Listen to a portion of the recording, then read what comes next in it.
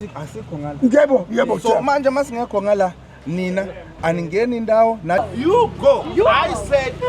I respect my brothers here and sisters. Only you, I can't respect you because you're not wearing the same skin that we're wearing. Let's leave the constitution.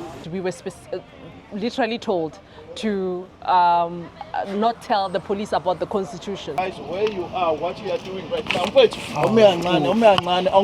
Right now, La Peplet in Masindula next to the clinic, they were selling drugs publicly like they're selling sweets here. Right now, we're from there. They were selling drugs like they're selling sweets, but we are here. They were selling drugs like they're selling sweets. I can even point out the guys. I can take you and point out the guys. I passed there now from the clinic. Justice for South Africa. September. Ukusebenza ngesibhamu kuphela. Umthetho akawazi uyisleep.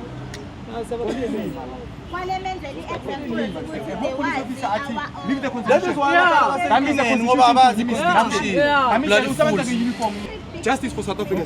September. Ukusebenza ngesibhamu kuphela. Umthetho akawazi uyisleep.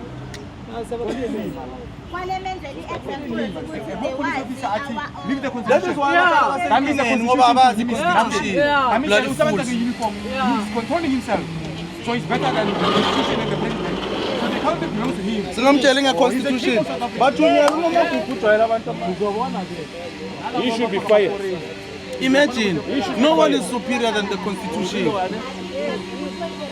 We do have people like the MEC of Health in KZN who is resisting us to do the Lord's work, and she's sending us the combats from the SAPS and other people. However, we will tell her that we will stand firm with our decision. We will protect our resources as South Africans. Her and her organization, it's up to them to fight against South Africans, but we as patriots, we are for South Africans and will bend backwards for South Africans. As patriots, we care about our healthcare workers, right? And our resources, which is the medication and the hospital. We feel that our government has failed us because they don't implement the laws. What we are doing here is within the Constitution. If you know Immigration Act 13 of 2002, Section 17, it states clearly, Oguti, no foreign national should access healthcare from a public facility.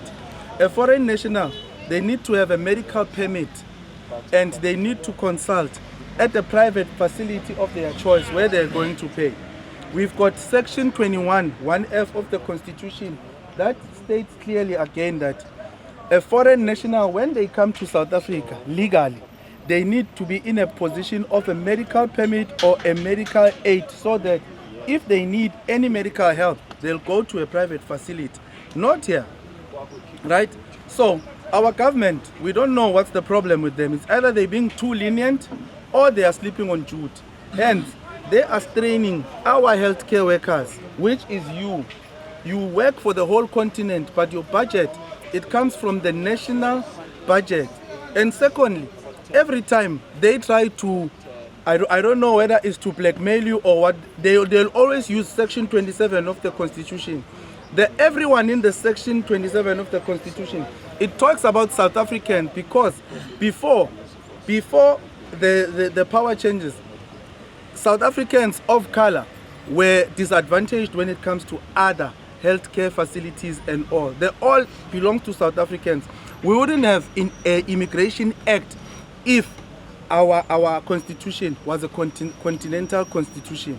We have an Immigration Act for a reason. Hence, Tina, we are here to implement the laws that our government failed to implement, right? If you read the Constitution in Section 5, it says, in absentia of the government, the people shall govern. This is what we are doing. We are governing. We are not here intimidating anyone. We are not here fighting with anyone. Even Ubabungwani, we came here in the morning, we told him that we are outside. We are not going to go inside. We are not going to fight with anyone, but we will block those foreign nationals who are trying to access our healthcare facility, which is illegal for them to come here, right? Even a legal foreigner is not supposed to be seen here. That's why they have to have a medical permit and they have to go to a private facility. Ayikho a country in the world that can draft a constitution that accommodates other nations. The Immigration Act is there to give us guidance. When a foreigner comes here, if ever they need medical attention, which facilities to use, which is a private healthcare facility. The type of jobs, they must do jobs that falls under the critical skill list. When it comes to businesses, they must do businesses that meet the 5 million investment margin and requirements. So the Immigration Act is there to guide all of us. So like leadership, as I explained, we have a situation where they always refer to the everyone, or the healthcare workers are told Uguti. They cannot discriminate. The Constitution cannot say if you are an illegal immigrant you must be deported according to section 32, and then come and say Magaeze Azotola e-healthcare. Tina, as a hospital, we will continue providing healthcare services to people who seek healthcare services from us. So what I will request from you, as you've said, I hope you won't go inside the gates. No, never. Because once people are inside the gates, we become custodians. Yes. Yes. They are in our custody. Yeah. So if you are here and you are saying it's a peaceful Implementation of the law. yes, we would also request a few meters. Well, now we are working Yeah. access to everyone. I would like to excuse you guys. Then demonstrators, I'm going to give you 5 minutes to move from here. This is an entrance to failing which you are going to be they are to negotiate. I'm informing you right now. You guys, where you are, what you are doing right now. Wait. No.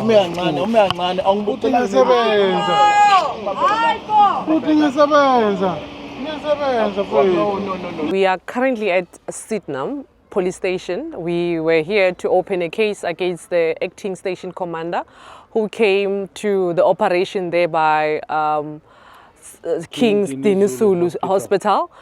We were having an operation in enforcing section 17 of the Immigration Act. They came there to intimidate us. We were threatened with arrest, and we asked them, Uguti, why will they arrest us? We had engagements with the hospital, and the agreement was that we are not going to interfere with the operations of the hospital. Our duty was to do a screening outside the hospital premises. We highlighted this to the police. Even after the engagements and agreement with management, they were there bullying us. We